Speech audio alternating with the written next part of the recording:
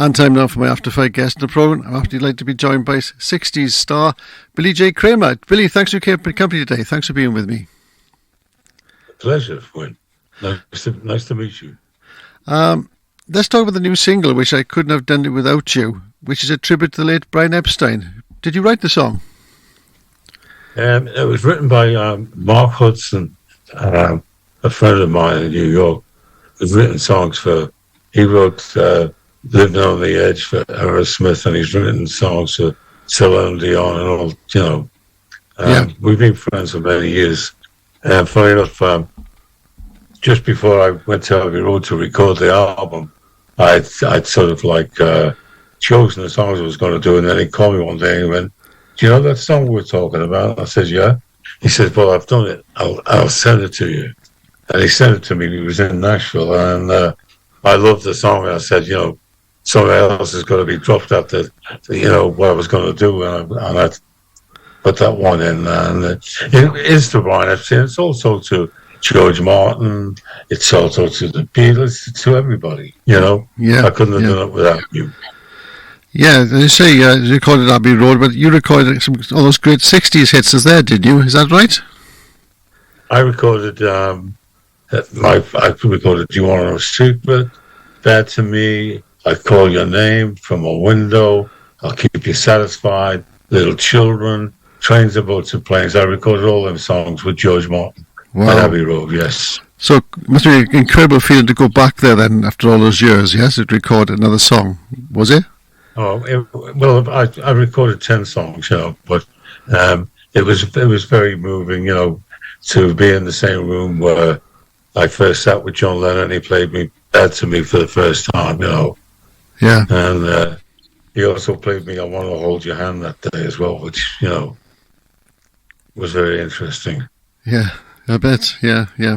So, the song tells the story of those 60s days being part of the Brian Epstein stable, so to speak, yeah? Yes. Yeah. And of course, it's his 90th birthday year this year, isn't it? That's incredible, isn't it, to think he's still remembered. Of course, with you, people always say to me, what was it like being with the Beatles? And I cannot really put into words what it was like to sit in Abbey Road with John Lennon and Paul McCartney playing your songs. It was a bit much. A wonderful experience, and as I say, I can't find the words to explain it. It was just magic. That's all I can say. Yeah. That first hit was "Do You Want to Know a Secret," which was originally an album track by the Beatles, sung by George Harrison. How did that come on to you? How was that passed on to you? Well, I got to be honest with you. I recorded "Do You Want to Know a Secret" before George Harrison. Oh, right, okay. It was given to me by Brian Epstein. Brian Epstein gave me a tape. Back then it was a Grundig tape recorder, and he gave me a spool of a song, and it was just John Lennon on an acoustic guitar. And I rehearsed the song with the Dakotas, and we played it in Hamburg, and we played it on all our live performances. And I was very surprised when I actually tested it at Abbey Road with George Martin, and I thought that was just, we used that song just on the test recording, and I was surprised when he called up and said, "I want to release it." So that's incredible. It was a great success, wasn't it? Yeah. And it was number 2 in some charts and number 1 in others, Yeah. So, just like the Beatles, and you appeared on the Ed Sullivan Show. Again, an incredible experience, wasn't it, to be on that show? Just like the Beatles had been there before you, isn't it? Well, Ed Sullivan, it was, it's a monumental, and, people talk about it. It's like, it was a bit scary to to see, to know that you're going to have a camera on you and there's going to be 17 million people looking at you. Wow. It's hard to it's hard to switch that off from your mind, Yeah, incredible, yeah.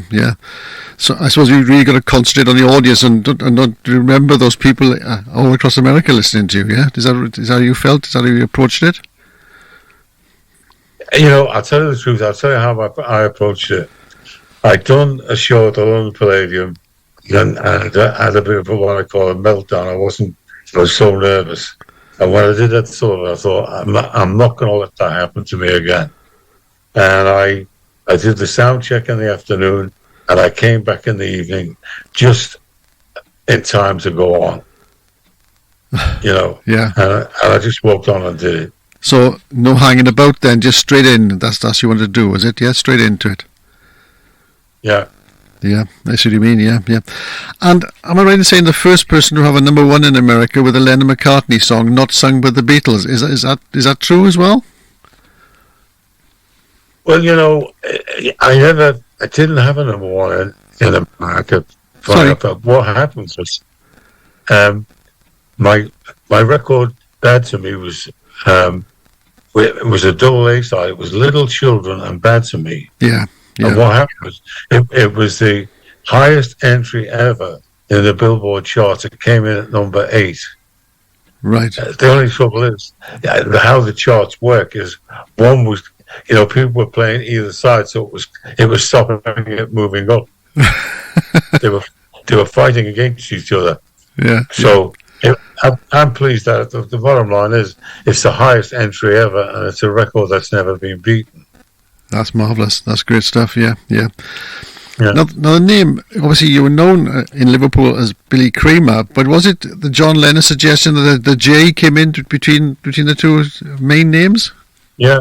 It was a suggestion that he came up with about 5 or 6 weeks before we released Do You Want to Know a Secret? I was in Brian's office one day with John, and Brian said, John has a suggestion, and I said, what is it? And he said, I think you should add the name J, to put a J in your name, to give it more of a flair and make it more rock and roll-y. Right. So I thought it was a damn good idea, and it worked. Yeah, because was it sort of after Julian Lennon as well, perhaps? Do you think he was thinking that as well? Well, I'll be honest with you, I did say to him, what should I say if anybody asked me? I didn't know he had a son, Julian. That was kept very quiet at the time. Of course it was. And I said, I don't like that name. I don't like that name. you were going to be Billy Julian Kramer, were you? No, definitely not. Now, the video for the new song was filmed, is that right? It's filmed in Liverpool, isn't it? Is that right? Pardon me? The video for the new film, was it filmed in Liverpool? Yeah, some of it was in Liverpool, some of it was in Cincinnati. I had another song out prior to this called Are You With Me? When I was in Liverpool, after I was in Abbey Road last August, recording the album, and then I went up to Liverpool and we did a video of both of the songs, Right, yeah. So, you're based in New York at the moment, is that correct? You're living out there now?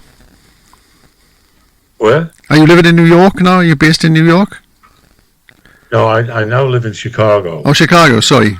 Yeah.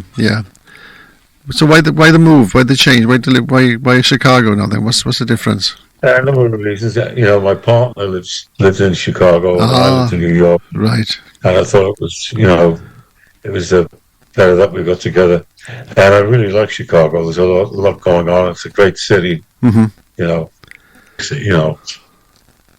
So tell me, Billy, did you ever? I couldn't find out, but did you ever appear in the Cavern at all? Was that somewhere you'd actually appeared as well? Yes, I appeared at the Cavern quite a few times.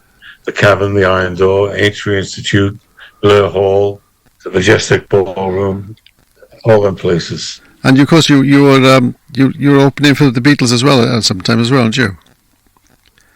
Well, I did a lot of shows with the Beatles then, and I also did we did a lot of shows when they first had their first hit. Would Please Me. I did a week in every seaside town in the whole country, and we finished up doing the Beatles show at